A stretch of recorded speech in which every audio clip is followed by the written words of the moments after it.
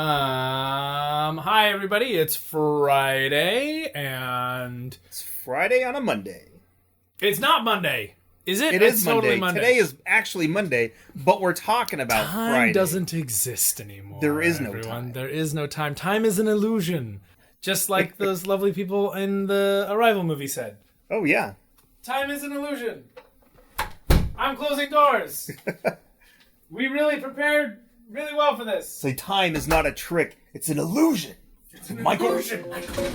Illusions.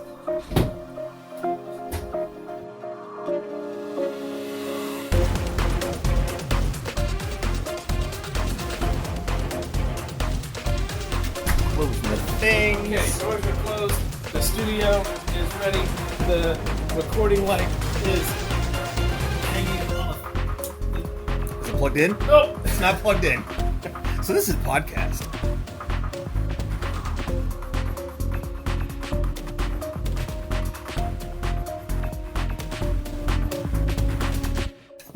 So we have a cool recording light. Shout out to my sister Nina for getting that for me. Yeah, it does. It's not plugged in right now, but it does work when it is plugged in. Yeah, I mean maybe it did fall yesterday. So oh shit. Now I gotta test it. I feel well, bad. yeah, we're testing it live on the air. Live on the air. Really, previously recorded, but live on the air. Wasting your time, ladies and gentlemen. Whatever. There is no time.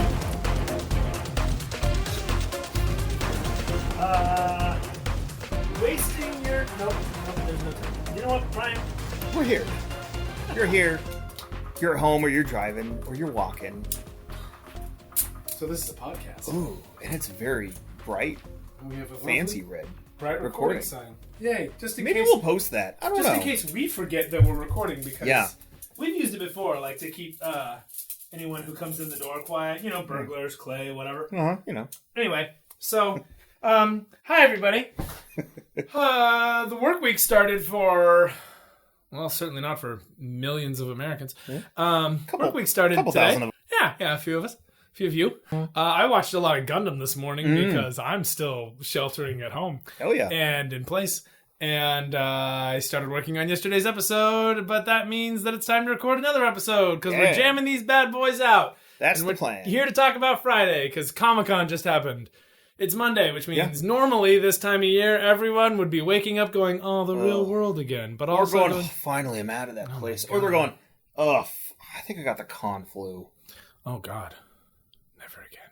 So no con flu this year. No con flu this year. Because there is no real Isn't that great? No con flu? Yeah. Like, isn't it great to have just one less disease in the world? Yeah. I'm glad we handled that. Good job. Because you never know what you're going to walk away from. We beat it. Yeah. We beat con flu, everybody. Together. At home. At home. Together, apart. We need that like slow piano music that slowly comes up. I don't know if anybody's seen there's a... You mean like this piano music? Carry on. Yes, so... Oh, that's lovely. Oh, that is great. We're doing this together. We are in this together, and we will beat this together. Family. Family. People at home. Times are different. We should totally do a sneaky geek one of those things. We should totally do that. We should do one of those things. Okay. Really, though. If you guys haven't seen or looked up online or just noticed any of the new COVID commercials that have come out in the last 3 or 4 months, there's a... Fuck, what is it now? Is it 3 or 4 months now? I don't know. March, April, May, June, July. 5 months? 5 months. Time doesn't exist. Ugh. Anyways, so... Every one of those commercials. Yeah, they feature slow piano music that at the end of the commercial speeds up a little bit. Slow instrumental. Mm-hmm. Starts off slow instrumental. And with a couple of shots. Yeah. Empty roads. Of people, yeah. Families at home. Zoom meetings. Yeah. Don't forget the Zoom meetings. The Zoom meetings. Oh, man. And then... Yeah. They say things like, people, family. Family. No, there's a video. I don't know where it was posted. But it's on YouTube somewhere. Yeah. There's a video that breaks down. But it breaks down every single one. Every single one of them. They all have the same pattern. Yeah. Like, it's like every company had the same marketing strategy person.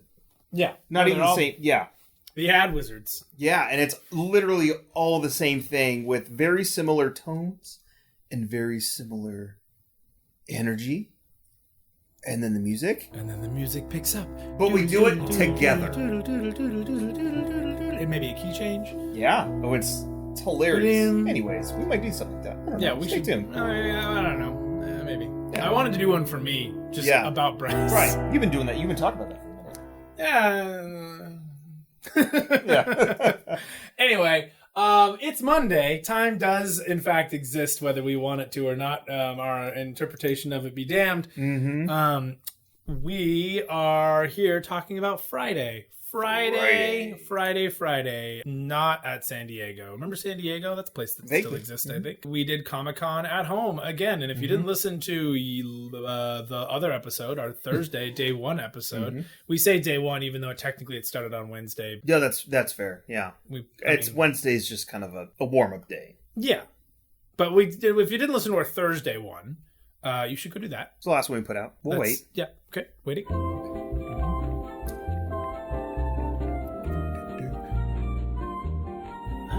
Like 10 minutes tops. I mean, it is a 40-minute episode at least. Well, I haven't edited it. Who knows? Hey. My skin's peeling on my Hey, they're back! Oh, hey! Whoa! Hi, didn't see you there. Thanks for joining us again. Thanks for joining us. It's not... Days don't matter, but we're talking today about Friday. And all the panels that happened on Friday, which I watched a lot of. Let's see. Different days. Yes. Which panels happened on Friday, Brian? You've got the list. So I went through and made kind of like my own list of things that I felt like, one, I would want to watch, but also both of us would want to check into. And I missed a few, and you ended up catching a few of them, which is good. That's one of the glories of it is it's like sitting in Hall H and waiting for the next panel to start. As soon as you're done with the video, they're like, do you also want to watch the Walking Dead video? And I'm like, okay, sure. What Okay, and next thing you know, I'm watching. I'm like, oh, cool. I didn't know he was still alive. That's neat. Mm-hmm. Oh, cool. He died. Oh, wow. Now I know. Okay. Now I know. Yeah, I think I stopped watching that in like season 6-ish. I stopped watching it, I think, in episode like 5, but then I came back to it, and then I left it, and then I came back to it, and then I watched most of the season before this one because my mom was always watching it. Oh. Right after the whole Glenn thing happened. Oh, yeah. I think I caught some of that. For me, it really just came down to a lack of ways to view it. Being that it was an AMC show. But I did start watching it on Netflix for a while, and then, I don't know, something else came up, which is really sad because I actually spent like an hour and a half with Robert Kirkman last year. Oh, yeah. And just he happened to show up at a place I was at, and I was helping him out with some stuff.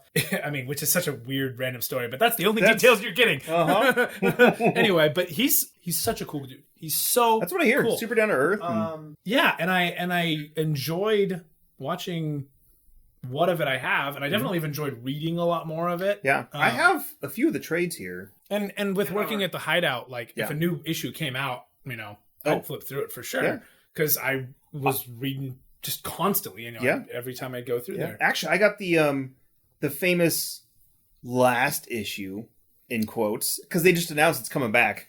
Yeah, I want to know if they're coming back with a new number 1 or if I don't think they are. I think it's I even said to Robert Kirkman, I was like, yeah, you made a lot of comic shops real mad with that one. Yeah. He was like, yeah, I just felt like it was time. And I'm like, yeah, warning. But he was such a cool dude. That's what I hear. Yeah, I was really, really happy that I got to hang out with him when I did. He was a nice guy. That panel might not have even been on Friday. Yeah, I don't know. In fact, I didn't even click it because I don't really watch it anymore. I technically didn't click it either. It just came on after that Dragon Prince panel. Yeah, but it was one of them. Dragon Prince. Yeah, so the ones I had on my list, just in general, we may not have watched them all yet, and that's the magic of this Comic-Con this year is you can watch whatever you want in whatever order you want and whatever day you want.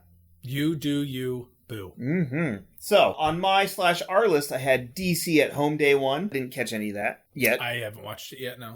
I probably will, because DC's got some decent books and storylines going on right now with Heavy Metal and Joker War starting in the Batman books, which sounds pretty legit. Heavy Metal had a really solid first issue. Yeah, I haven't read it yet, because I'm still reading the prelude issues and the Year of the Villain stuff, and then they just keep randomly pick up other issues, so it keeps getting pushed back and back and back, but I'm also catching up kind of quickly now, and there's great lead-in issues, which is cool. Yeah. So that was DC at home day one. After that, we had Adventure Time Distant Lands.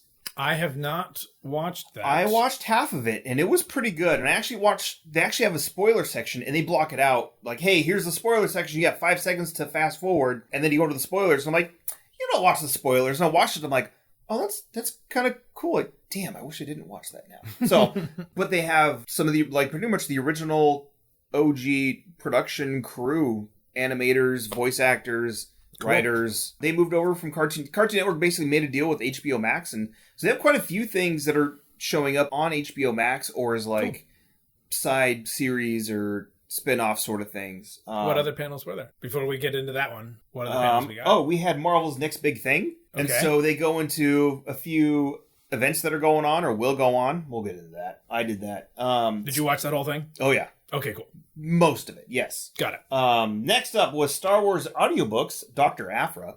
Oh, yeah, that whole thing. I did not watch that, but that's on my That is absolutely on my to-watch list for sure. Mark Thompson's on that score. I love Mark Thompson. Oh, yeah. Cool dude. Next, we had IDW's Draw a Teenage Mutant Ninja Turtle. Mm-hmm. I watched that one. Yeah, so we'll go over that. It was an interesting collection of cast. Like it wasn't cast. It was artists, but it was artists from just different eras of Turtles that all still work in it. They had each era is very different, so it's kind of cool because they talked about how the comic really does draw from each of those eras. That's cool. And each of those time periods. You know, if there's something that they really liked from a movie, they'll find a way to work it in and that kind of thing. Yeah. Which didn't at some point they integrated the weird replacements for Bebop and Rocksteady that they created for the Ninja Turtle movie? Oh, they might have. I think it was the second Ninja Turtle movie. They created a fake Bebop and Rocksteady that were more like... They were animal mutates. They were animal mutates. And Secret of the Ooze. And Secret of the Ooze. Uh-huh. Yeah. Like how they eventually worked those not Toka Bebop and Razor. Yeah, they eventually incorporated those into like other Turtles lore, etc. Yeah. But it was really cool with that. And then after that panel, what else we got? And then we have the Water, Earth, Fire, Air, continuing the Avatar Legacy panel. I also watched that one. Good, because I actually really enjoyed that panel. I'm really excited to hear about that. And it was thankfully relatively Korra spoiler free. Oh, cool. I mean, everything that they talked about that was something Korra related that was a spoiler for me, given, Korra's been done for a while. Yeah. I haven't seen Korra season 3 or 4, but everything they talked about... on Netflix next month, they just announced. I did not know that. Yes. But everything they talked about in it was stuff that was news making anyway. Like, they're, if you haven't read the news, then congratulations. You've managed to stay spoiler free. Go watch Korra. Yeah. And then we'll get into that later. And then the last one for the day was Zoom into Xadia, which is kind of funny because it was all Zoom meetings. So it's nice. The Dragon Prince. Yes, and so we watched that one last night. Yeah. That was pretty funny. It was kind of awkward at times, but we'll get into that. We'll get into that. Yeah. All right, so let's jump right into that first one we were talking about, the Adventure Time one. The Adventure Time, yeah. So they brought. I want to hear more. Yeah, so it's about Distant Lands, which is a BMO centric story. So these HBO. Kind of a sort of mini series. They have 5 of them coming out, and they each involve different characters and different focuses. So the first one's about BMO. I think the second one's on Princess Bubblegum and Marceline, the Vampire Queen. Nice. So they got a little bit of details about just how everything came about and how they've been wanting to continue the series after they wrapped everything up, because the series kind of wrapped up Finn and Jake's story. Right. But everybody else still has stuff going on. For those of you who don't know, Adventure Time ended on September 3rd, 2018. And that was their 10th and final season. There is a comic series called Season 11, which did a few things, and there was a Simon and Marcy comic series and things like that, which did kind of continue those. And much like most Boom Studio comics, it's sort of the same. It's kind of like Star Wars comics. It's this is totally canon in universe, unless something contradicts it. Oh, okay. In video or whatever. Yeah. So with the Steven Universe comics, it was this is canon unless you start seeing Garnet asking a bunch of questions that aren't rhetorical. Oh, yeah. Because Garnet doesn't ask questions. That's one of their Bible rules or whatever, and that was something that they said you can always tell if it's a sanctioned comic because Garnet will not ask questions. Yeah. With Adventure Time, they had their comic series that kind of was going on, but when it ended, it did kind of the what's that show that everybody really liked? Game of Thrones. That one show. The small show. Little thing HBO threw together. when Game of Thrones was coming to a close, those seasons got shorter and shorter and shorter, and that's the same thing that happened kind of with Adventure Time. Not to say that they weren't great, but I mean, and after season 5, I really wanted a shorter season. Yeah, season 5 had, 60 some odd episodes? 40? It's so long. Kind of crazy. Yeah. With that, they kind of did close up a really, really nice way of saying, like, hey, we're saying bye, sort of. Yeah. You know, and the way that Adventure Time ends is not so much like oh my gosh, they can never come back. It very much ended with and they continue to go on adventures. Life's good. Yeah. But they don't do much more than a montage for everybody else, which, don't get me wrong, I bawled through that entire montage. So good.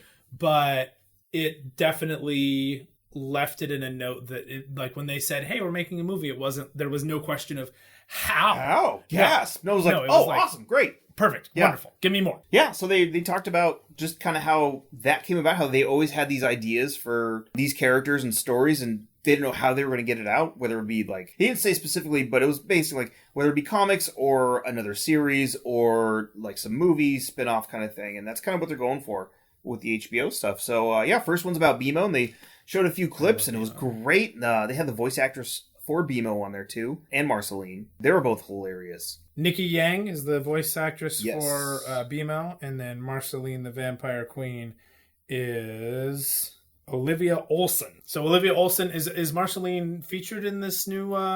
I'm not sure. They didn't say either way, but she is featured in the next one. So there was kind of this is focused on BMO, but the next few have other characters such as Marceline. I wouldn't be surprised if she showed up, given everything is just so interconnected. So Did Andy Milonakis show up as my favorite pie-throwing robot? Oh, yeah. Maybe. I always forget that's him. Was Tom Kenny there? No. Bummer. Who was the other one? John DiMaggio? No, it was just two voice actresses. Okay, so it was just Marceline and BMO. And it was, and then Adam Muto. I do enjoy his work. And then, who? Oh, the moderator who voiced a character in Steven Universe. Oh, it was, was it Shelby Roberta? No, it was Michaela Dietz, the voice of Amethyst. Yeah. So she was there asking questions, and she was pretty good. She kind of nerded out a little bit. She's kind of a big geek. Yeah, because she's such a goofball. She's one of my favorite parts of just about any panel. So she kept the energy up, and because Adam Muto is like very relaxed and chill, and that doesn't surprise me at all. Almost too much, and you're like, come on, dude, show kind of like a little bit of a stoner. I wouldn't go that far. Oh, okay. I mean, maybe, but he didn't. I don't know. Have you seen Adventure Time? Yeah, well, there's that too. Yeah, but you think with Adventure Time, with that. Just how crazy that show is, you figured he'd have some sort of presence, energy. Although then again, a lot of the questions were more towards the voice actresses and the others. So he just kind of stood by and kind of, Which happens, I think, at most panels. But I think because other panels, when you're there, you're watching what the camera's showing you. Yeah. Very rarely do you have a consistent view of everyone else sitting and at the same time. Yeah. And because they're not next to each other and they're not all like interacting in a way that's really, really entertaining. So they're just kind of like on screen. I noticed that. At first I was really put off by it in the Thursday panels. Like, they're just sitting there. It's so awkward. Yeah. But then I was like, isn't that what they do at the panel? Yeah. Physically, except they're, drinking water and hanging out. You don't see everybody answer, every single question, especially when they bring on a lot of people. Yeah. So I watched half of it because after a while, like I was just like over it was because again, Adam Muto was very chill and non-emotional, but then everybody else was the complete opposite and like was super excited, super happy all the time. And I'm like, okay, I can't a little bit of cognitive dissonance. Yeah. I'm like, I need to like chill for a little bit. But it was good. From the stuff I saw and the clips I saw, like, I'm really excited for that. And I really don't want to get a new subscription service, but, like, the next one I would get would be probably HBO Max because there's so much cool stuff coming out. Not that I have a lot of time to watch it now. Then again, who knows in a couple weeks? So I don't know. But either way, I'm really excited to watch these Adventure Time stuff. Any other hot takes from it? I mean, it's good? It looks good? Yeah, it looks good. Animation quality basically the same? Or did they beef it up? It was hard to tell. Okay. But, I wasn't disappointed by anything I saw. Right on. BMO go to space? Not. Brave Little Toaster goes to Mars? Oh, that'd be cool. Yeah, not in stuff I saw. Okay. So next up, which we didn't do yet, was the Star Wars audiobooks at Dr. Aphra. No. we watched the other publishing one. That was Saturday. That's another podcast. Yeah, that's another podcast. Stay tuned for that. For those of you at home wondering what's that all about, if you are interested in giving that a listen, Dr. Aphra is getting an audiobook, which is pretty great because Dr. Aphra really doesn't appear in anything other than comics right now. Right. We haven't really seen her anywhere else unless she's somewhere hidden in the background of like Maz's Cantina or Which something. she hasn't been yet. Basic background is she's an archaeologist that was somehow intertwined with Darth Vader for a little bit, and he ended up making her pal around with him, and she was into collecting kind of Jedi and Sith artifacts from like ancient times, but she's kind of dastardly. Oh yeah, she definitely screws people over a lot. Yeah, because she's taking care of number one, which is herself. Even when she's in line with Vader, she's like, okay, I have to get out of this dude's hair, but like I will screw him over in any and every instance I get. Vader is very annoyed and pissed off at her quite a bit because Vader, but at the same time, game recognizes game. He's like, she's useful, she knows her shit. I'll keep her around a little bit longer. Yeah. Who created her? Kieran Gillen, who wrote some of my favorite Marvel comics for a little bit, and I've been reading Wicked and Divine too, one of his indie comics. It's been pretty good. He wrote the first new canon Vader story in the comics. Yeah, right? and so that's when Marvel Comics got the Star Wars license, he was one of the first titles out. Mm-hmm. Yeah, so they did 25 issues of that. She was pretty much the second main character besides Vader. And then when that series ended and a different Vader series started up, because they all happened in different eras, they continued her book. Kieran Gillen wrote that for a little bit longer, and then Cy Spurrier came in to co-write for a little bit and then just straight up took over. Now they have a new writer coming in starting a third volume, which starts, I believe, this week? You should look into that. Anyways, after the... we'll get to it later, but after watching the publishing panel with the writer, kind of explaining her process and some of the characters she's bringing on, like, it looks really good. Yeah. So I might just pick it up. I wasn't planning to, but after that, and that's kind of the nice part about these panels is they kind of show you what's coming up and gets you excited for new stuff coming up. I like that because it's a little bit of both. They're there to go, hey, here's what's coming up, get hyped. But if you somehow missed this other thing because you weren't sure about it, here's why it was good or why it was, something you might want to be into. And sometimes you come out of there and you're like, that one sounded kind of cool, but I probably won't get it. Yeah.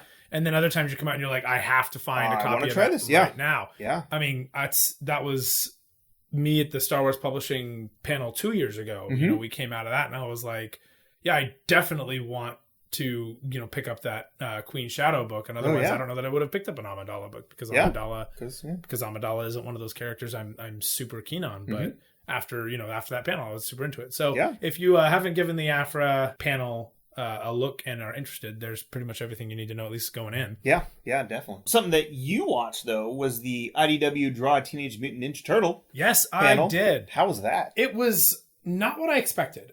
Calling a panel Draw a Ninja Turtle, I expect something similar to the we're going to draw Mickey Mouse in California Adventure sort of situation. And here's how maybe they're going to say, hey, if you're following along, here's what we're doing. Or at the very least, one of those how to draw videos where they talk the entire time and they don't actually explain how they're doing anything. They're just doing it. Yeah. But in this, it was it was a Zoom meeting. I would have liked if they had cameras either showing what they were doing. One of them didn't even have a camera on the entire time, which I was really disappointed by. I was like, put at least show me what you're doing on your computer. Yeah. I mean, don't get me wrong. They did jump to it. They'd go, okay, here's what I'm doing right now. And they'd pull them up periodically. What are you doing?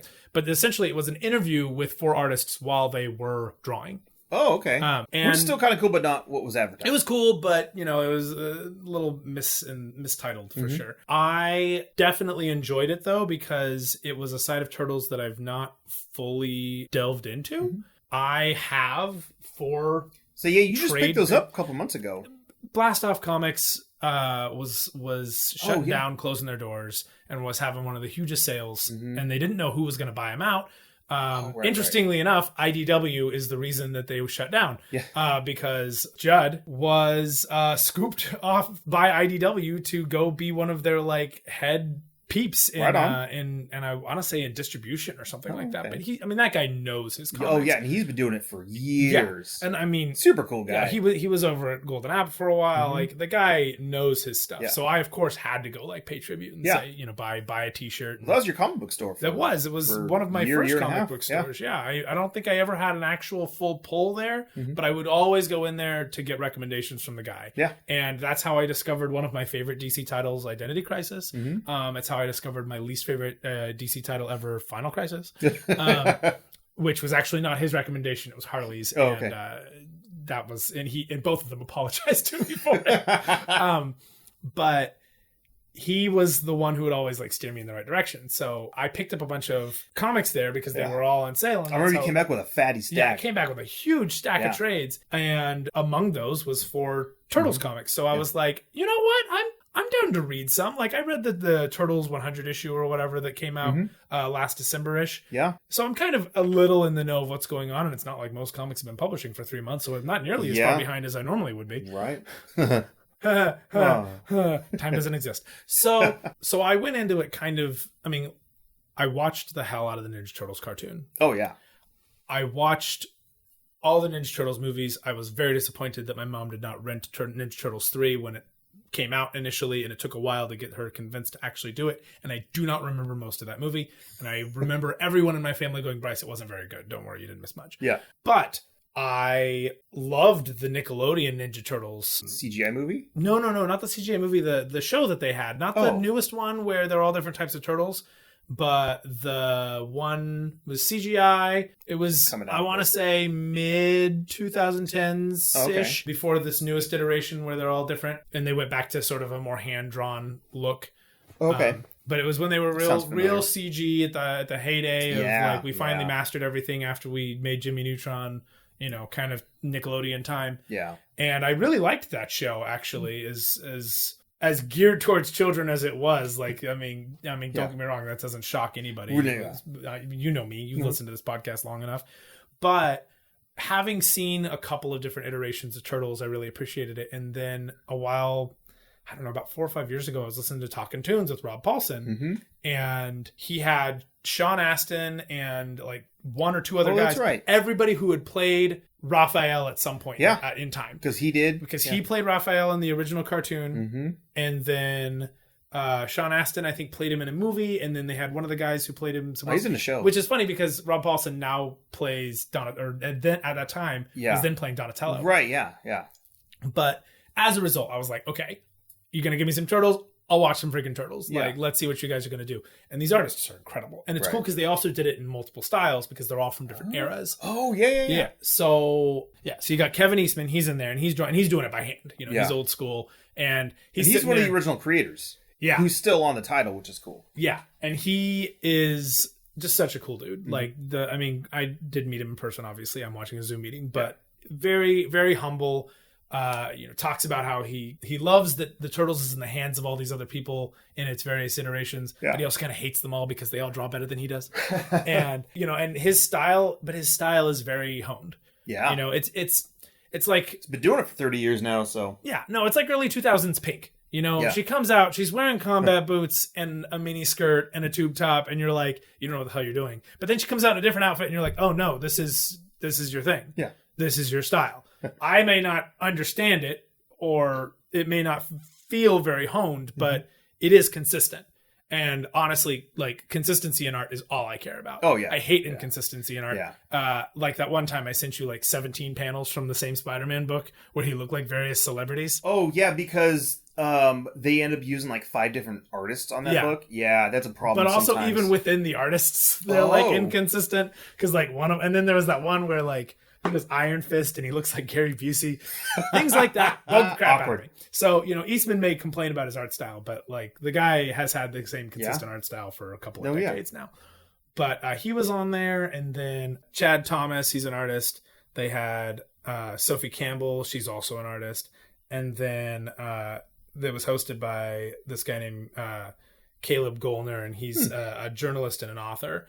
The 3 of them, those 3 artists, those 3 artists were all on there drawing kind of, and you could just, see Eastman and Chad both drawing, and then Sophie's was black the entire time until they decided to actually show, like, she shared her screen, but for whatever reason her camera was off the whole time. Weird. Yeah, it was a little off-putting, to be perfectly honest. Yeah. But each of them drew in a very different style. Like, obviously Kevin Eastman draws in his like OG Turtle style, which was great to see.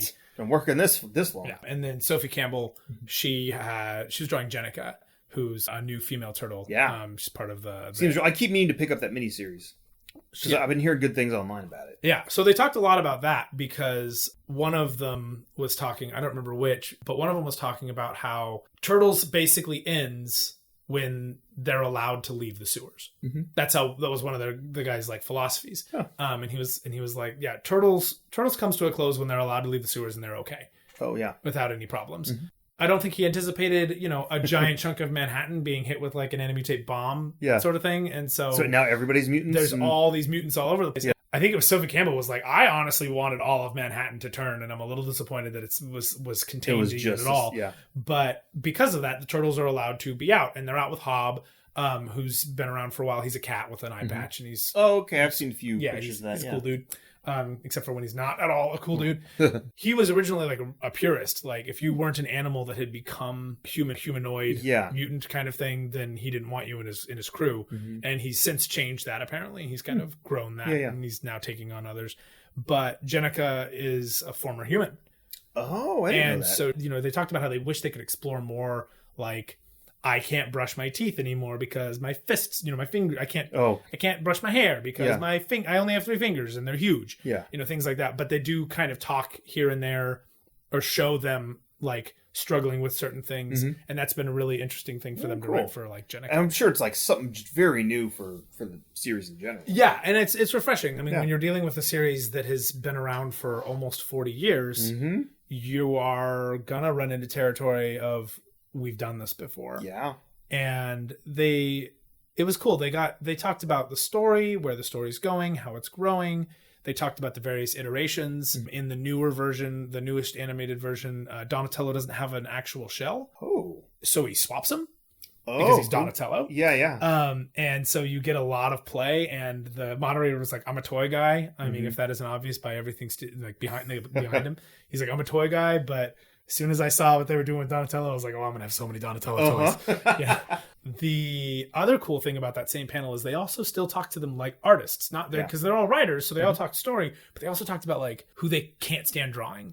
Like like Chad Thomas hates drawing the Krang when they get like, there's a point when the Krang started getting like really like super powerful. Yeah. And there were just so many arms and he was like, I couldn't stand it. It was driving me nuts. Yeah. And it was cool to hear that kind of side of things, to hear like, here's something I don't a whole lot, like. Yeah. It's always like, who's your favorite character to draw? It's never like, okay, who do you like can't stand? Yeah, what's a panel you absolutely loved doing is great, but also what was daunting? What was terrible? Yeah. So that was something that I really liked. And then the best moment of that entire thing is that Chad Thomas is like, hey, I've never actually met you, Kevin Eastman, but since this is our first meeting, I just want to say, like, thank you so much. Turtles, I'm sure you hear stories like this all the time, but I remember sitting down and watching the show when it first came out when I was like 7 years old. And like, I just knew like then and there, I was like, I love these guys. I want to know more about them. And my mom went out and bought a bunch of Archie comics. And I remember the specific one I got, and I read it, and it was really with that comic right then and there that I was like, I want to draw comic books. In that stack of comics, he very much realized, I have to draw comics for a living. Oh, that's awesome. That's what I want to do. Yeah, I love those stories. I owe my career to Kevin and the Turtles, and just being able to do this. And have been knowing that I wanted to do it at 7 and that I wanted to draw like the all ages Turtles. I was very specific about that. I wanted to draw like the Archie cartoon Turtles. Yeah.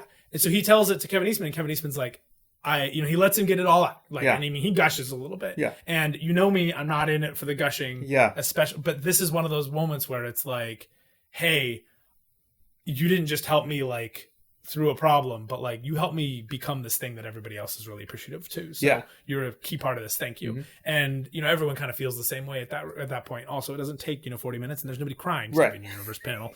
Thank you for creating something so everlasting that I got to be a part of, that encouraged me when I was a kid and got me where I am. So thanks. And then Kevin Eastman was like, I always get really emotional when people tell me these stories because I appreciate it so much, because I had this exact same conversation with Jack Kirby. Oh, no way. That's almost word for word what I said to Jack Kirby the first time I met him.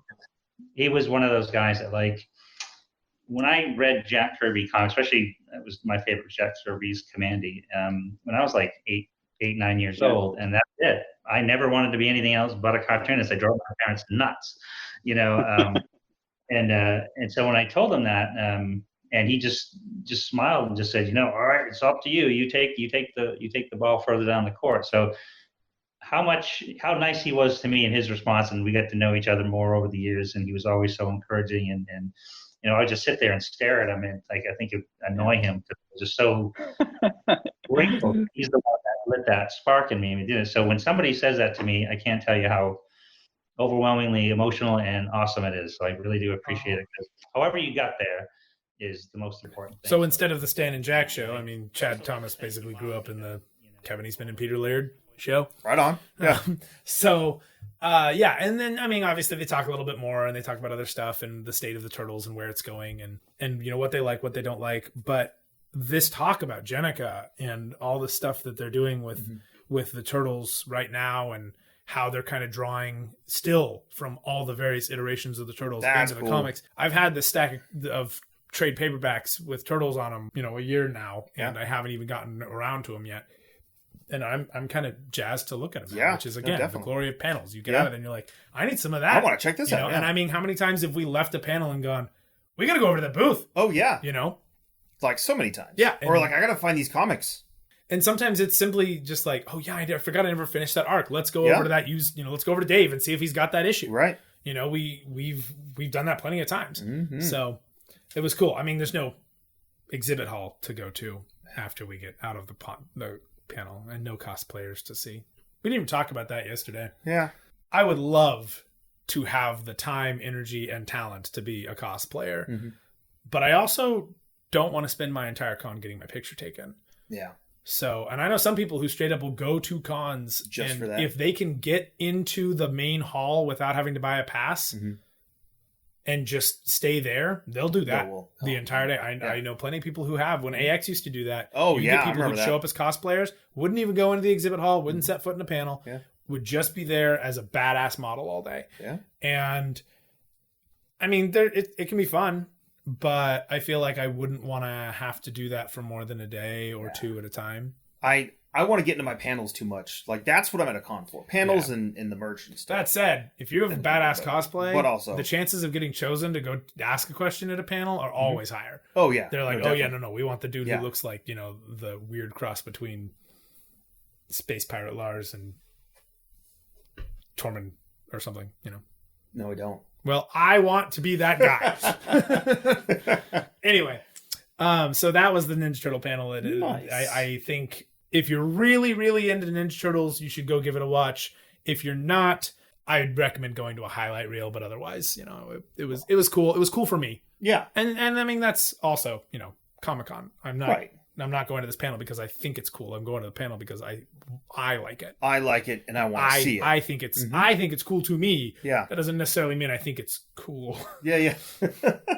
Oh, shoot. We skipped over the Marvel Comics Next Big Thing. Next Big Thing is all you. I did not watch this panel, and you always do. Yeah, again, I'm here for the panels, and that's one of my main ones that I want to go to. That and the Cup of Joe, which we talked about yesterday a little bit. The next big thing for Marvel Comics is always about what are the next big events, what are the next big storylines going on in the Marvel Universe, comic book wise. So currently they talked about the new event going on, which is called Empyre, and it features a bunch of space stuff. It's got Hulkling, who's one of my favorite Young Avengers, and Young Avengers is one of my favorite all-time comic books, any iteration. But this is mainly touted as an Avengers Fantastic Four big space event. First two issues are out, third one's out this week, but it's supposed to be one of the bigger events to happen in the last couple of years, which is nice. So we have Empyre that's here. The third issue is out this week, but it's basically like the Kree and the Skrulls, who used to be mortal enemies. That was part of the Kree-Skrull War back in the 80s. They became friends, and they became united because they're uniting against an enemy that happens to be chilling out on Earth's moon. But Earth doesn't really know that, so the Avengers pick up a signal. And where are the Inhumans? They bounced a long time ago. They're still gone since War of Kings. No. You're way behind us. So yeah, didn't they move that city off there for like a while ago? Oh, yeah. And it was actually on Earth for a little bit, and then they moved. It was a whole, there was because then there was Inhumans versus X-Men. Yeah, Inhumans versus X-Men, and then the Inhumans went to space for a little bit to find their roots, and it was a weird. Marvel tried to fetch a thing with the Inhumans, and it did not work. They've done that a few times. Yeah. So Yeah, They're so like, hey, basically- we have Miss Marvel. Everyone likes Miss Marvel. Maybe they like Inhumans now. And everyone was like, no. Well, no, but we like Miss Marvel still, so it's fine. I mean, she's cool, but that's just because she hangs out with the champions. Yeah. Also because she's super freaking cool. But that is a side story. That is a whole nother podcast. Oh, Carry yeah. on, Brian. Yeah. So anyway, the Inhumans are not on the moon. No. So it's Again. it's the Kotati, who has been around since like the 60s, 70s. I just thought it was a hot toddy. No, that's a different one. It's That's a another Kotati. different podcast. Oh, okay. So this is a Kotati. So it's like a hot toddy, but it's been chilled. Yeah, exactly. Oh, They're that's chilling on the moon. Still sounds terrible. Mm-hmm. Yeah. It was iffy at first, and then they got to the whole big old reveal at the end of the first issue. I'm like, oh shoot, okay, I'm in. Yeah, okay, I get this now. Because Okay. at first I'm like, I don't know where this is going, and it's one of those things like I should have saw this coming and I didn't. And I'm like, oh, cool, okay, I'm here for it. But the Avengers end up fucking shit up in a bad way. They cost some stuff, so that's going to affect things later on. Apparently, That's nice to see. That's a yeah. And the X-Men just had a tie-in issue too. But just a tie-in issue. Just a tie-in. I'm surprised couple. the X-Men have time, given all the things that X-Men's They have doing. 3, yeah. And there's another X-Men event coming up. But anyways, What? so Have we even properly finished the first X-Men event? yeah, we did long time ago. I mean, You're way behind. It's fine. Look, I get it. House of X and Powers of 10 Yeah. ended. Sure. But like, did it? Did it though? Yeah. Did you read it? I read everything after it, and I read the intro. Oh, okay. But yeah. my point is like, the event's very separate from what the actual series. right? But with is doing. everything else coming out of it, Yeah. I don't know. I guess it's kind of like If you read it all makes sense. right. And but it I'm flows. comparing Yeah. it to like Utopia.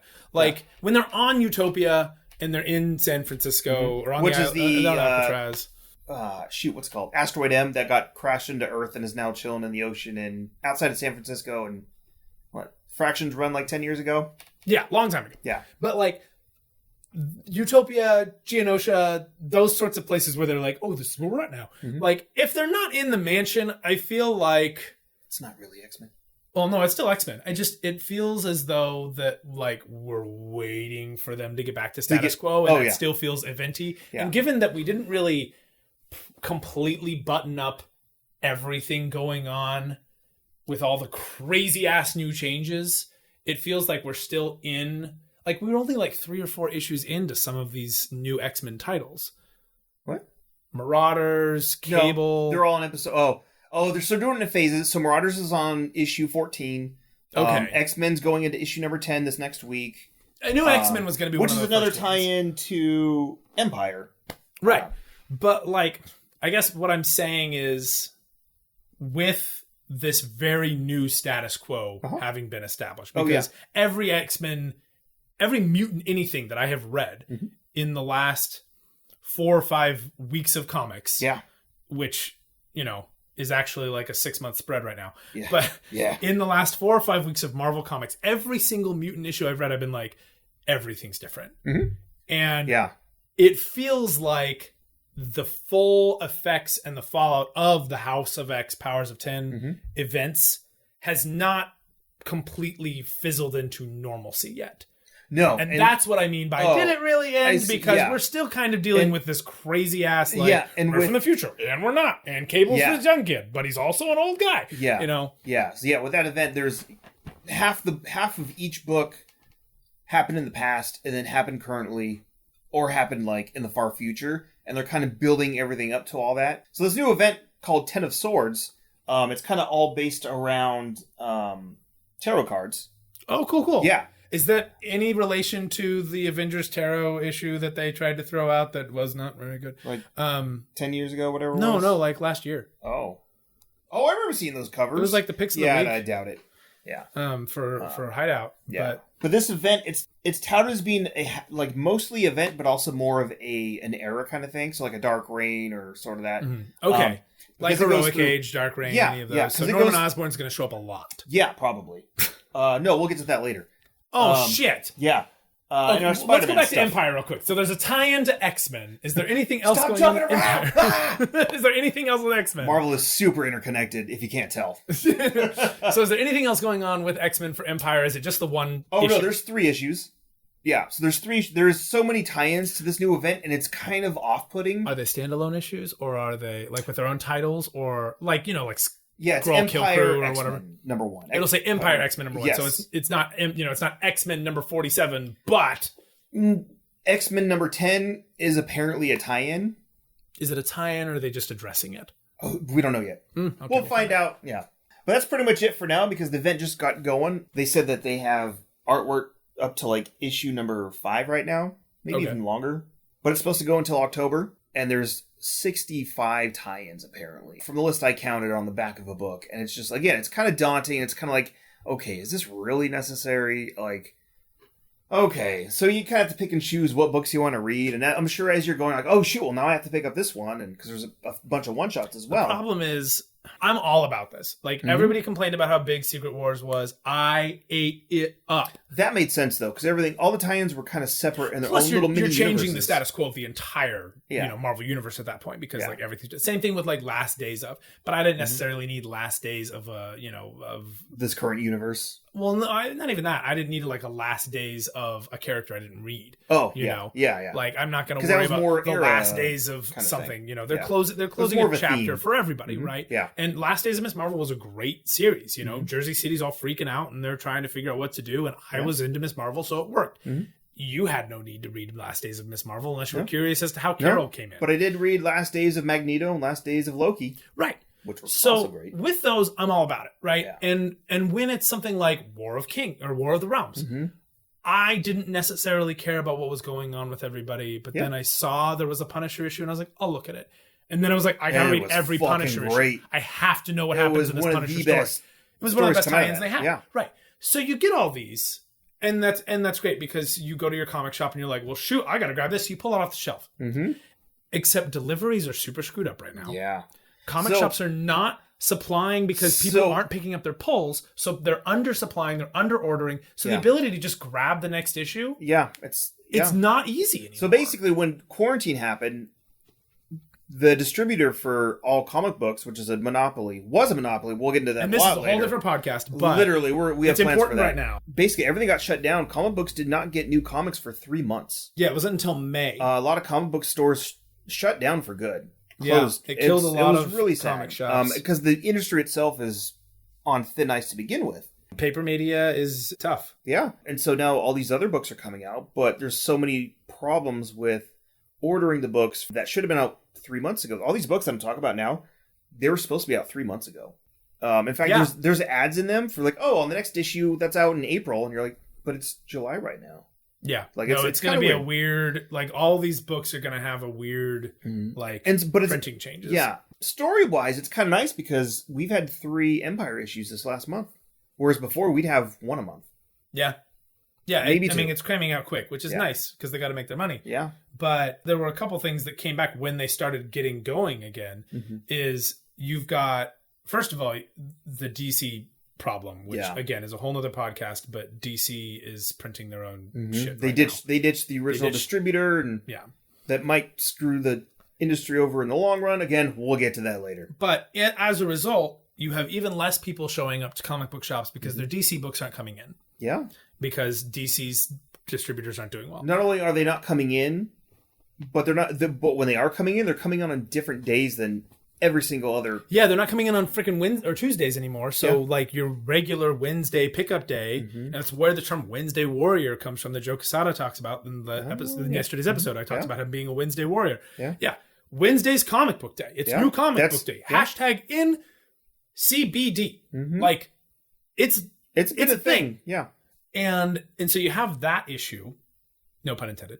And then you have the fact that brick and mortar stores in general are not being frequented very much. Especially now. You've got the fact that they're going, like, when they do, they're still kind of getting up and running again. And they were somewhat problematic in the first place. If you weren't going to some AAA comic store, there was a chance your book might not show that week because Diamond's not always great about giving everybody their books. It's part of the reason DC departed. But DC, like, another podcast. But the big issue that I'm having here is that this is a perfect opportunity to go in and peruse in your store, flip through a book and go, I want this series. Put this into my pull. Yeah. And that's not something people are doing very much right now. Right. People aren't necessarily spending a lot of time in comic shops. They're not spending a lot of time out in anything. They're not spending a lot of money because they don't have a lot of money. A lot of comic shops are barely staying open or are staying open purely on their own savings. Yeah. And you look at the PPP loan and all that sort of stuff that was coming out. That did not go to a lot of these places. It didn't go. I mean, hell, our comic shop got $1,000 when they applied. Literally $1,000. Literally less money than they make on a weekend. Mm-hmm. And in order to stay in a place on a bad weekend. Yeah.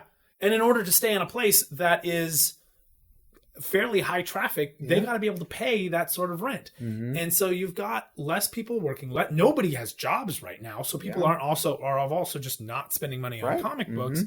And now we have Marvel being like, oh, we got all these tie-ins. Who's going to buy them? Yeah. Well, they had this idea before, but at the same time, they always do this where they put way too many books out. It's like, okay, it's just hard to pick them up in general. But now in this new situation, in this new kind of normal we have nowadays, like it's like, okay, do you really need to do this? Yeah. You know? And it's not as though I'm not interested. Oh, yeah. You know? And obviously they're going to make more money selling single issues, but like, couldn't you just throw out a trade like right now and just be like, here's those 5 tie-ins that didn't really matter but are fun. Yeah. You know? And we're going to sell it to you for $10. And you never know which ones are necessary for the story or which ones are just there for fun. Like the Spider Island thing I'm reading right now. Mm-hmm. Like, I didn't need to read Heroes for Hire or Deadly Foes or Cloak and Dagger. But Cloak and Dagger had a pretty big Mr. Negative arc. Mm-hmm. And who's the main villain in the main series. Yeah. And then Deadly Foes had like a whole section kind of really diving into what the heck's going on with Hobgoblin. And given that I hadn't read Spider-Man in a minute, Deadly Foes is a really, really useful book to catch me up. Mm-hmm. But then like Heroes for Hire wasn't very good. Yeah. So it's a crapshoot. Yeah. You know? Yeah, it really is. So I'm not going to order all of these, especially when I'm jobless and my unemployment's running out in 5 days. Just like a lot of other people. You know? And so it just feels foolhardy. Yeah. And that's my opinions on that, ladies and gentlemen. I'm sorry for the unhappy rant. I just really want Marvel to succeed, especially since they've at least stuck it out with Diamond, which, you know, I wouldn't necessarily recommend to any company anyway, but like, you know, don't... There's nowhere else to go. I mean, there is somewhere else to go, clearly, and they're really terrible at their job. Yeah. Again, another podcast. So anyways, they're doing that. So X-Men events, that's X-Men exciting. events coming up. It's 22 issues. Rarely extra tie-ins to X-Men events. They're always mutant-related. Yeah. Because no humans care about mutants. Which is kind of part of this whole shtick going on now. Yeah. So we have 22 total issues, but it runs in the main issues of the entire X-Men line right now. So as long as you're getting all the X-Men, if you get all the X-Men books, you're already getting it anyways. Or if you're getting the majority of X-Men books, you're probably getting the majority of the story. Cool. So that's kind of the nicer event going on. Yeah, it's a lot of issues still, but if you're already getting those books like I am, because I'm a sucker for mutants and X-Men, as y'all know, I'm here for it anyways. So it's the 10 cards of the tarot. Yeah, and it all involves, everybody has swords. 10 swords. Is Nightcrawler? Oh, yeah. Sword? You know That's all I care. Nightcrawler with a sword. Could have sworn there was a picture, but I want him to either be a pirate or a knight. But as long as he's got a sword. He is a... No, who's on the Excalibur? The Excalibur team? He's not on Excalibur. No. He's in X-Men. He's in pretty much... We talked about this last year. A lot of X-Men are in a lot of the books, yeah. But the main Excalibur team is all with Kitty Pryde, who goes by Kate Pryde now, because she's an adult. Good for you, Kate. Yeah. And all the X-Men keep doing that too. It's hilarious. And then Wolverine's like, I'm not calling you Kate. They're basically pirates. Cool. On a boat. And it's so good. So after that, they explained She did roll around with my favorite space pirate for a little while. Oh, that was such a good book. Mm-hmm. Yeah. After that, they talked about the new X-Men, we talked about that. Spider-Man arc coming up that's kind of a big, kind of a semi-status quo change for Spider-Man that leads into Amazing Spider-Man number 850 of the entire series. Wow. Yeah, so Nick Spencer's doing that, who also did... It's like one of the longest titles they have right now. Yeah. They don't keep going back to one with him. Yeah. Well, this is the legacy number, because they... Oh, have they gone back to one? Yes. Yeah, so this is actually issue number... So I was going to say, right now I'm reading like 40-something. 680-something or something like that. Yeah, so Marvel in the last year recently started doing their legacy numbers, where they took... Because there's different volumes of each book, like Spider-Man. This is volume number 6 or 7. Right. So it's like, it's volume number 7, issue number 40-something. But overall, it's straight up Amazing Spider-Man number 850, or that's what's coming up. Yeah, That's, like Detective Comics about 1000 and all that. You know, so they have that going on. on. Nick Spencer's line on Spider-Man has been so good. I stopped reading it at around 25, only because money and other books and everything else going on. But I picked up a few in the meantime, and it's still solid. Very relevant, very new, really fresh. And his writing on Peter Parker's Spider-Man is just hilarious. But Nick Spencer previously did Hydra Cap, which was a huge... I dug the series. If you read the series... Isn't that also called Empyre? Secret Empire. Yeah, basically. But that's Empire with an I, not Empire with a Y. Right, yeah. If you read the book series, it really made sense. And everybody's like, you can't make Captain America a Nazi and a Hydra. They've done it like three times. Well, they've done it before. But also, if you're not reading everything in context, you don't know what's going on. So you really can't say anything about it. Also, none of y'all complained when they made him that awful pain in the ass he was in the Ultimate Universe. Yeah. He was terrible in the Ultimate Universe. That was nuts. Oh, God. Yeah. So the new Spider-Man event is called Sins Rising. Cool. Brings back an old school Spider-Man villain that was killed off in like the 80s. Neat. And they kind of revamp him a little bit. And this all leads into Spider-Man number 850, which we talked about before, which brings back Norman Osborn as Green Goblin. Because for the last year or so, with the Carnage stuff going on, and since issue number 800, Norman Osborn got the Carnage symbiote and became Red Goblin. And then because Carnage is Carnage and batshit crazy, it made Osborn even more crazy. And now Norman Osborn thinks he's Carnage. He thinks he's Cletus Cassidy. And it's really kind of nuts. In a good way. Yeah. So that's featured in Amazing Spider-Man 800, and then the newer Absolute Carnage. I just want to jump back real quick. I think you said symbiote, and you might have misspoke, but I believe what you meant to say. Symbiote? Oh, Thank my you. bad. Thank you. Thank you. Ugh. We're also doing that again. Oh, yeah. We're going to revisit that one. Yeah, we're going to revisit the Venom. That's another podcast. One we've already actually recorded. Can't wait. Yeah. Well, that'll be a fun one. Yeah. So that's kind of like, that was most of... Dude, I'm so stoked for some more Norman Osborn, but like actually crazy. Like, I didn't like Dark Reign that much because Norman Osborn always showed up. Everywhere. And it was like, yeah, we get it. Norman Osborn's a dick. We he's a big villain, yeah. But every time it was Norman Osborn dealing with Bob, Sentry. The Sentry, Bob Reynolds, I was like, yeah, I'm here for this. Oh, yeah. I'm so in for this. And then after he got arrested in the Goblin, like, demon, like, specter that kept showing up kind of in his vision. Yeah. Like, when he would show up, I was all about that. Yeah. And the weird cult he had developed, this is a podcast, and I'm pointing to my arm where a tattoo would be. Yeah. That weird thing, all about it. Anytime we Goblin talk about Empire. Norman Osborn's psyche, I'm here for it's it. great. Anytime we talk about his politics, which is so weird because I'm all about like the inner workings of politics and stuff. Like I love J. Jonah Jameson as the mayor. Oh yeah. I love all the stuff with his wife, with the Spider Slayer and all that stuff.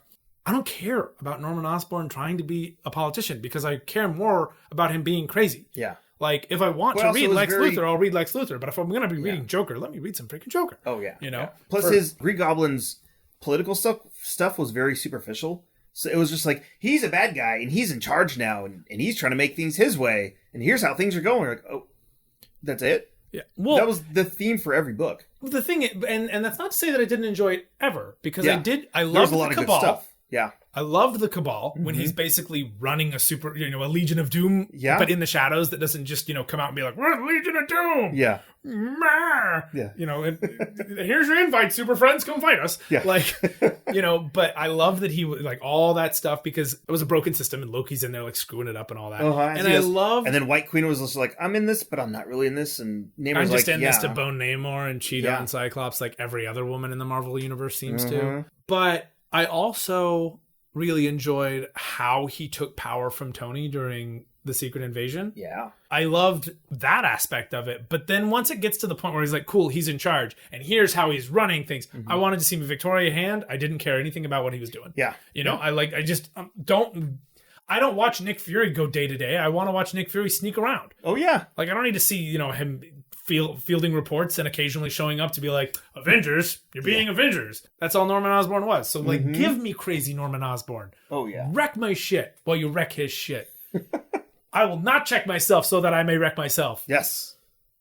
Anyway, so that's the what's next. Yeah, and they spoke real quick on a new Werewolf by Night series. Yeah, so that's being written by Taboo from Black Eyed Peas. Oh, yeah, he did a story with it in Marvel Comics 1000, which was a huge kind of, this is what's going on in Marvel the next year or so, but with all the characters ever, basically. Well, and it's with a running theme through most of every like page or 2 pages. Every 2 pages was a different story. A different story, a different artist, a different writer. Mm-hmm. Like it was really cool. I really enjoyed it. There's a 1001 too. Yeah. I have it. I don't know if you've seen it. Yeah, I flipped through a little bit, and there were some really good ones in there. They also were slowly introducing what's his name with the hood astral or face. Yeah. He's like an old cowboy, like journey into mystery type of guy. I think they're trying to do what they did with Sentry, like, oh, he's always been around, but here's how. Yeah, what if he's not always been around? Yeah, they very much snuck him into a little bit here and there. It was clever. It was a clever little bit of marketing. Yeah. And they've done that before, and it totally worked. But yeah, so that was the Marvel panel there. Really enjoyed it, especially now that the comics are finally coming back. Because again, they were out for 3 months. Right. So that was that. And then the next one on our list. Next up, we have Water, Earth, Fire, Air, continuing the Avatar legacy. Yes. I haven't seen that one yet, but you did. I did. It was all artists and writers and not the cast. Although one of the cast members wound up being on the Dragon Prince panel that we watched after that. Mm-hmm. But it was cool. It was a cool one. It was about everything else. Okay. So, they talked a little bit about Avatar and how great Avatar was. And they talked about Korra and how much they enjoyed Korra. But it was about how they continued the questions of, like, what about Zuko's mom? Oh, yeah. What are we doing? What happens to Ty Lee? What happened with Toph? Yeah. And all the questions we had from in between. Basically, they are doing with Avatar what Star Wars did with comics. And that is to say, like, we aren't going to keep animating this, but we can continue these stories. We got plenty to work with. One of the guys on there, he actually got his start doing Nickelodeon magazine comics of Avatar, because Avatar used to show up in Nickelodeon magazine a little bit here and there. A couple of them started their work doing little things like that, and then they started pushing for this expansion of that universe to answer those questions. And I mean, you can get full size, and I say full size, it's bigger than a trade. Yeah, you can get these huge, beautiful hardback versions of these comics as awesome. in like paper, not trade paperback, trade fancy hardback. Yeah. And in that you can find out what happened with Zuko's parents or with Zuko's mom. You can explore, what happened with the rest of the Water tribe and with Sokka and all of your like favorite the fallout Avatar, of the war and the fallout of the war, all that. And they talked about how they didn't really like prequels because you wouldn't know what's going on with a prequel. You know where it's going to end. You know where it's going. Mm-hmm. And yet, eventually, they came to a point where they wanted to do a story about Kyoshi. Cool. And Avatar Kyoshi has a 2-book story, and it's a novel. Oh, wow. Not a comic. Oh, wow. Not a graphic novel. It's a novel. And that was something... Words and everything. With words and not pictures. And no pictures? But they could... That's something you don't know how it ends. Like, we didn't really talk about how Kyoshi died. Last time we really saw Kyoshi was just before he goes out of the Avatar state. Yeah. So he was kind of a weird, random ghost Obi-Wan mentor sort of thing. No, Kyoshi's the warrior lady. Oh, that is okay. Yeah. That's right. There's so many of them, and I can't. Yeah. No, Avatar Roku. Yeah. And then she's a Earth Kingdom born. Yeah, so Avatar Kyoshi has 2 books, words and everything. Ooh. And they are, it's The Rise of Kyoshi and The Shadow of Kyoshi. And they're both available on Audible, and they're written by Michael Dante DiMartino. And he was on there, and it was great. It's awesome. And they talked about writing Kyoshi. There's a new storyline coming out with Katara that takes place during season 2. Sweet. I assume sometime in that weird moment when they're all like separated. Yeah. She becomes a pirate for a hot second on like, I don't know if she goes to a river or winds up in the ocean or what, but at some point Katara has a small adventure doing that, and there's a whole little comic arc about that.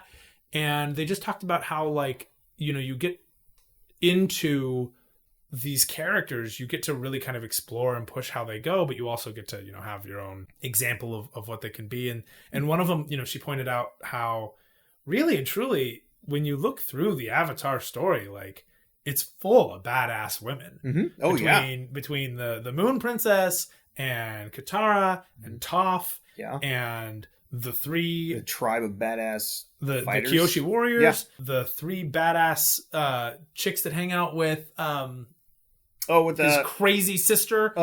There's a fan theory that I think Tylee's the one who's like the gymnast who's always jumping around, right? I think so. There's a theory that she's actually an orphan from the Air tribe or from the Air Temple, and that's why she's able to do everything she does, but she doesn't know it. But that's cool. why she does all those chi moves. Yeah, because she does all those weird, crazy right. This is a podcast, and I'm throwing my 2 fingers out at a time because that's how it's done. I know martial arts. Yeah. Anyway, so yeah, it was a cool panel. They just talked and basically just gushed about Avatar, and it's all people who currently work in the Avatar, in what Avatar has become and what it is now. Oh, that's awesome. Did they talk about the live action series coming out at all? Not that I can recall. I don't remember hearing a thing about it. They were mostly just talking about continuing that.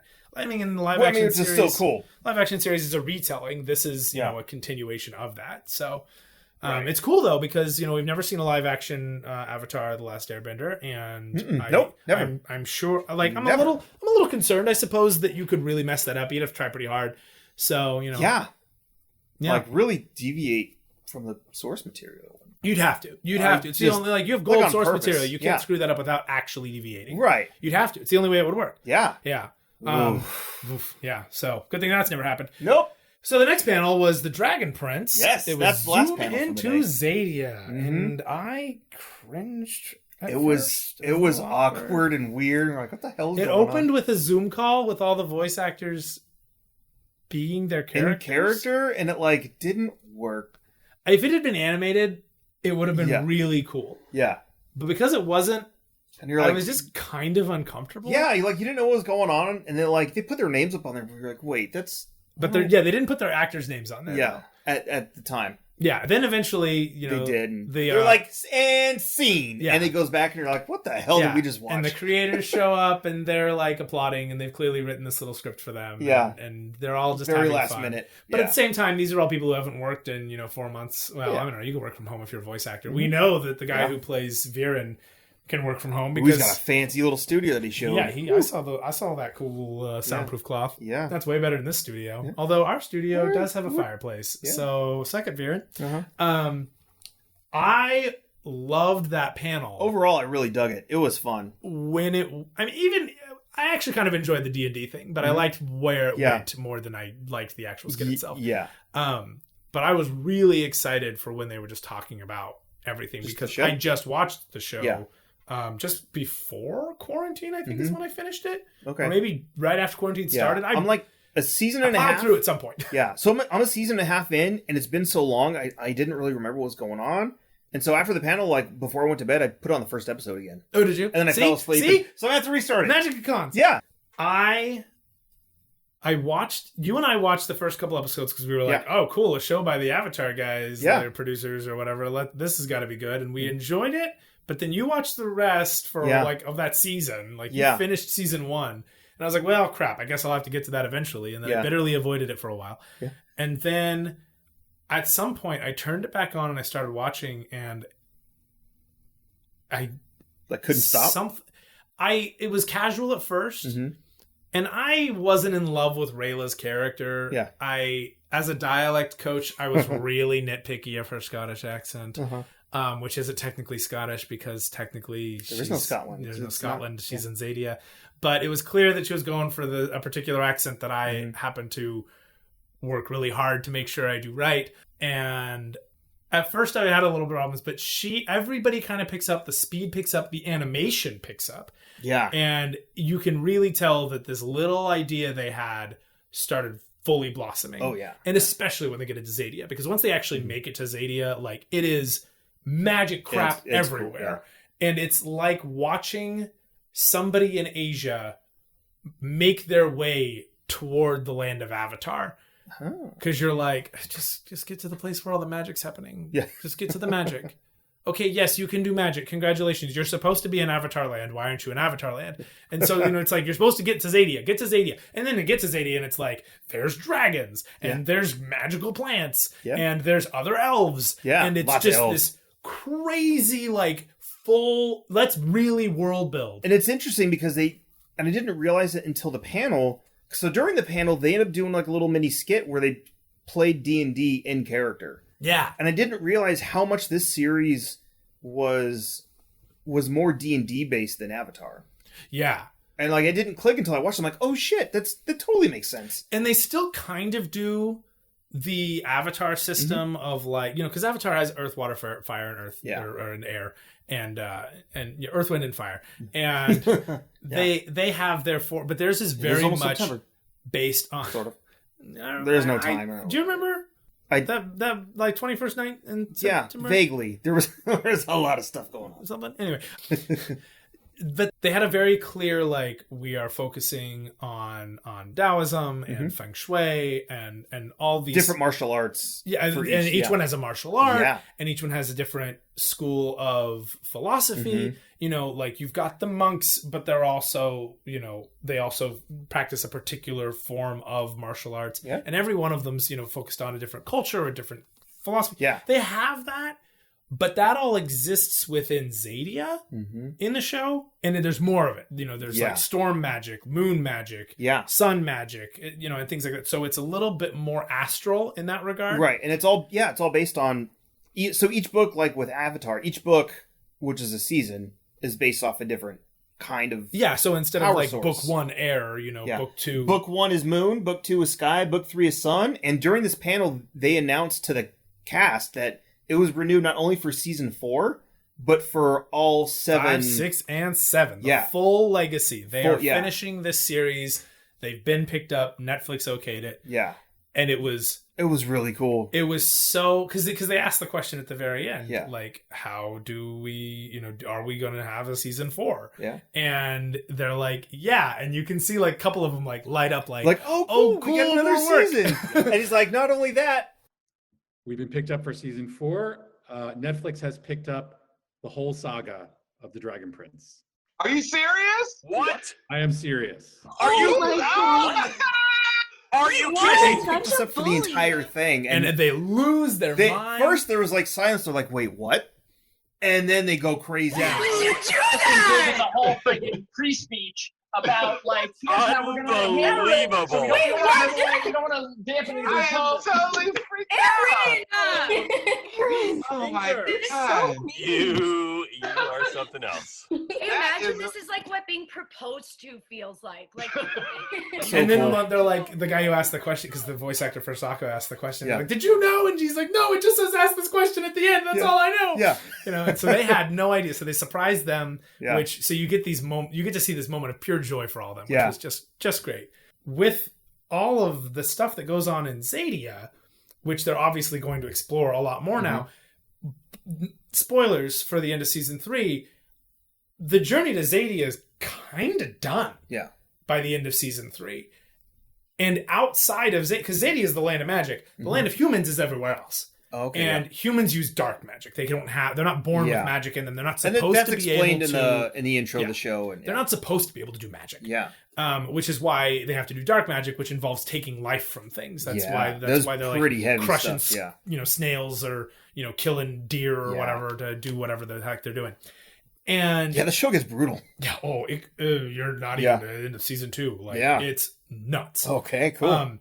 But in the human world, you got a full like Game of Thrones thing going on. There's like multiple kingdoms. They're all bickering with each other. Typical. They don't know who's in charge because certain people are presumed dead. There's even within the main kingdom that the two main characters, Callum and Ezra, are from. Yeah. There's a vying for power there. And then when that kingdom tries to get help from other kingdoms, those are like, you guys don't even have a legitimate ruler. And he's like, well, I'm kind of a legitimate ruler. And then everyone in the kingdom's like, no, he's not. No, he's not. And so you've got all this crazy politics and infighting that they kind of touch on, but that's all happening around the Xadia stuff. So I'm really interested to see how they're going to push, because you've got like this very D&D magic, system going on in Xadia. But outside of Xadia, you have this very political intrigue. Yeah. These 4 kingdoms that don't really not get along, but kind of do. But they all have their own different societies and cultures too. So it's so much more. Like, imagine if you had the 4 types of benders in Avatar, and you had a society like Korra's, and you had all 4 of those societies of Avatar at Last Airbender. Yeah. And they all existed at the same time. Oh, wow. That's now, crazy. Yeah. There's not like a super, technologically advanced series or anything like that, but something so radically different. Yeah. That's what's going on. That's awesome. In this show. Yeah. They don't get I'm excited until to like season and a half. You don't really start to figure that out until the end of season 2. They very much focus on the characters and their stories with what's happening with them, and you get little hints of what's going on. But yeah, definitely as I was getting through first couple episodes of season 2, you really started getting that world building a little bit more. Like, we've established our people. Here's where they live and how that's now affecting them in this story. And there's a lot of Lord of the Rings. I mean, we keep going back to Dungeons and Dragons, but like, where's Dungeons and Dragons coming from? Fantasy heavy too. Yeah, they're going to a really crazy stormy mountain. The last battle happens in a big open plain. Yeah, with nothing's growing in front of a big ass mountain. Cool. There's dragons and there's a dragon keep, but the 3rd season especially really starts to hammer home like what's going on with backstories. Unlike most Netflix shows who just throw out the backstory in episode 7 every single season, the 3rd season really starts to build up and go like, how did we get here? We talked in episode 1 and in the intro about how a dragon died, and that's the end of that. But like, how did that happen? Yeah. How did we lose Ez and Callum's mom? What's Rayla's actual backstory? Is she just part of this League of Assassins? Does she have a tribe? Yeah. Where is she from? The world building gets so crazy intense. Cool. And it's great. Yeah. And then the very final episode happened, and I was like, okay, let's open up Netflix and see that whole it's official season 4 is coming. Yeah. Nothing. And then nothing. And I was like, did I just invest in a show that doesn't have a good it ends. Yeah. It ends. Sort of. Yeah. But it's so definitely in the middle of a story. So much is left like, this could go any way. Yeah. Oh, cool. And now we're getting it all. And now we're getting it all. Yeah. Super excited. Cool. I'm really excited to catch back up. You are in for a treat. And anybody who's listening at home, like, really, Dragon Prince will have you start off kind of like, I don't know. But I remember I came to you somewhere in season 2, and I was like, dude, you're never going to believe the pop culture references that they're starting to make. Yeah. Because they make them all the time. Yeah. And they even talked about them in the panel yesterday. They wanted to try to work as many Guns N' Roses song titles. And they did. They're like, oh my God, I didn't even realize. I'm not the biggest Guns N' Roses fan, but like, no, but there's David Bowie references. Yeah. There's movie references. Like, there's a ton of pop culture. Yeah. I remember hearing a few, like, did they just say that? My favorite reference in the entire show is a reference that Callum actually makes. They're on a big giant saddle, much like the back of Appa. Yeah. And he sees a boomerang, and he looks at it, and he's like, "This is important for some reason, and I don't know why." And it's so obviously like an Avatar reference. Yeah. But like things like that are rampant in this show, and if you don't pay attention, you'll miss it. But they absolutely have more fun. Yeah. They put more love and more money into this show as time goes by, and I am because they have it now ecstatic to see where they're gonna go. And also, this happened when like this style of animation was still. I mean, it wasn't new by any means, but it was still one of those things where what we were willing to accept was different than what we're taking now. Yeah, and I just can't express enough how excited I am for it. And the panel itself really did like bring that excitement back for me, for sure. Definitely. Yeah. Like I said, I went right back and started watching the episode before I fell asleep. But well, the design for the baby dragon is a little bit too ponyish for me, and I'm not. See, I'm cool with that. I don't know why. I'm not usually, but I'm like, I dig this. I'm here for it. He's cute and adorable. There were way too many people I knew in high school who drew that exact style, and that's all I drew. Okay, that's like, give me the. Especially when you look at how the adult dragons look. Yeah, it looks badass. So badass. Yeah. Like, and I'm that kid who had like I still have a few of them, but like I had a collection of dragons. Yeah. And there's a few statues around this house that I own, but like those dragons are what I'm hearing with the weird like squared off horn thing that happens at the top, the crown stuff, and like the fact that each dragon is a different like type of magic too. Like there's a storm dragon and a sky dragon, and then they bring in like a cool like moon phoenix. Oh yeah, Brian, I'm so excited. Yeah. Okay. Anyway, well, that wraps up Friday's panels. Thank you for doing that because I wasn't going to. Yeah. So overall, some pretty good panels. That was really, again, like, it sucks we didn't get to go, but again, we got these really good panels that we could watch at home anytime and rewatch them if we feel like it. Yeah. Yeah. Yeah. Of all the panels that we've talked about here, which one do you wish you had been able to actually sit in on the most? Probably. Yeah, I want to say the Dragon Prince one. Dragon Prince. Yeah, it would have been.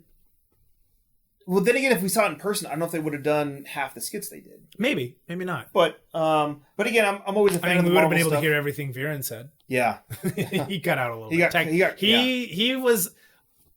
He had his technical difficulties were like a stark reminder that you're still watching a Zoom meeting. Yeah, and they didn't edit anything out. No, they didn't, which was cool. Which is fine, yeah.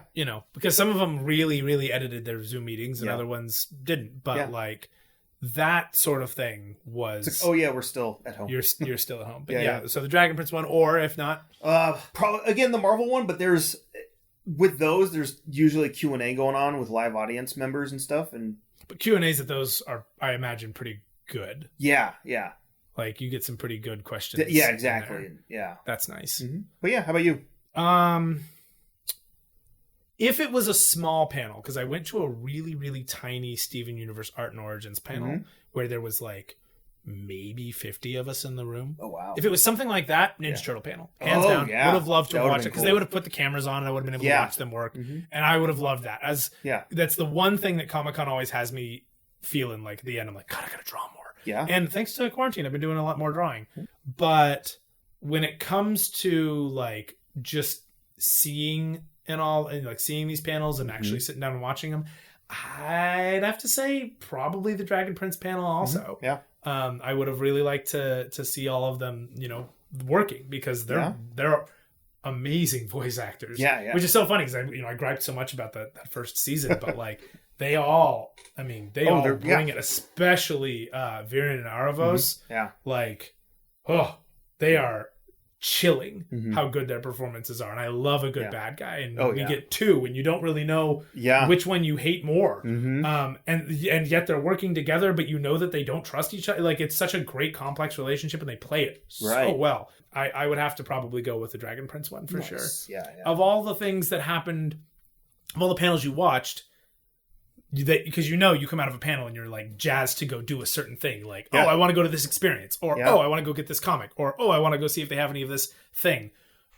Did any panel of the 6 panels leave you wishing you could immediately go to do a certain Comic-Con type thing? The Ninja Turtles one, because I got the issue 100 and it was really good, and like I flipped through your issues a little bit, and again, like I'm always like Ninja Turtles was like some of my first toys, like so like sorry Barrett, hearing your I lost a lot of Barrett's Ninja Turtles at the park. Oof, it's a different podcast. Oof. Hopefully we never revisit it. Carry on. Or like a family therapy session, it sounds like. Maybe. That's another fun podcast. Woo. No, so like I think if I might just go, I'll probably end up watching the Ninja Turtle one, but like I feel like at the end of something like that, I would have been like, I need some Ninja Turtle stuff. I want some comics. Maybe I'll find a figure or two, but I probably would have gotten some more comics. Yeah, and Ninja Turtle comics are pretty damn good anyway. So I mean, hell, they've been around this long, 30 some odd years. So I mean, they're obviously doing something right for sure. I think I probably would have come out of it. I think like if I was immediately to go like digging for merchandise, I think the Avatar one would have had me going, ooh, I gotta go get an Avatar book. I've been wanting one. I've been wanting the Avatar book. We've been talking about it for forever. Like the Avatar art book. Art book. I've been wanting that gorgeous thing. They've had it. They had it. I saw it in Bookstar, which was a movie theater converted into a bookstore, converted into a Barnes and Noble on Ventura Boulevard. Yes, in North Hollywood. I've been there. Yeah. Which, when I first moved to LA, it was like I knew that it existed and I'd been there, but I didn't know how to get there. Yeah. And then one day I accidentally drove past it, and it was like, when you're playing in like Warcraft and they or StarCraft or one of those crafts in an RTS, and they show you different locations you have. Yeah. But you can't see anything in between them. Yeah. For me, LA was that fog of war. Like, I know where there's a wine distributor. I know where Devin is. I know where Brian is. I know where Bookstar is. And I know where Republic of Pie is. And then eventually I started kind of finding my routes between them. Yeah. And I remember the day I found Bookstar again, I came so close to buying that Avatar book. Oh, yeah. And I mean, it is gorgeous. Yeah, it is. Yeah. I mean, these guys are brilliant artists. That's why Avatar did so well. Mm-hmm. And I never bought it. But now that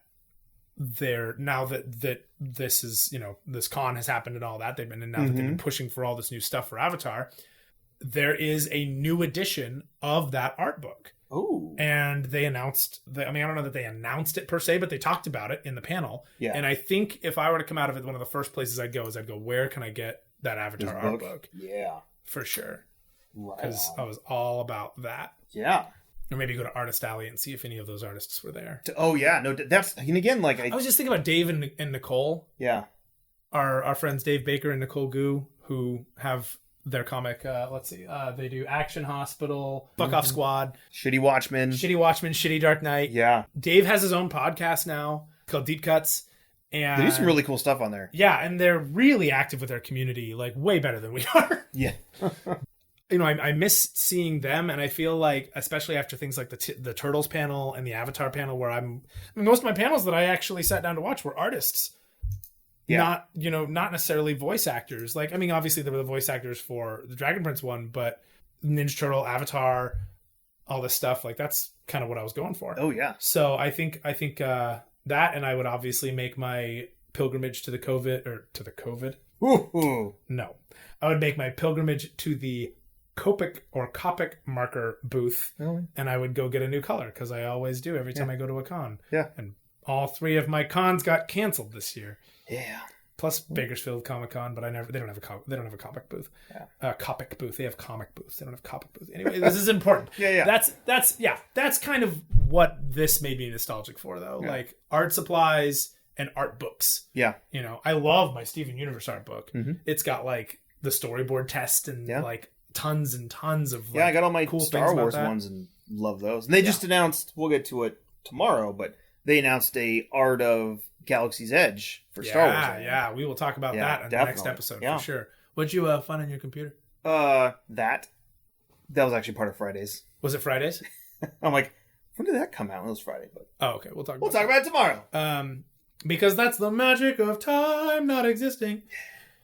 All right. Speaking of time, I got to go to bed soon. Yeah, so I got to go to bed too. Because time started existing for me this last week. Yeah, sorry about that, buddy. Still getting used to it. But anyways, thanks for joining us again. Heck yeah. This was good. This was great. I do really miss Comic-Con. Yeah, there's next year. There is next year. Stay safe. Watch some videos at home. Wear your damn masks. Wear the masks, people. Come on. And we will talk to you when the next episode comes out. Hopefully I'll be able to edit fairly fast.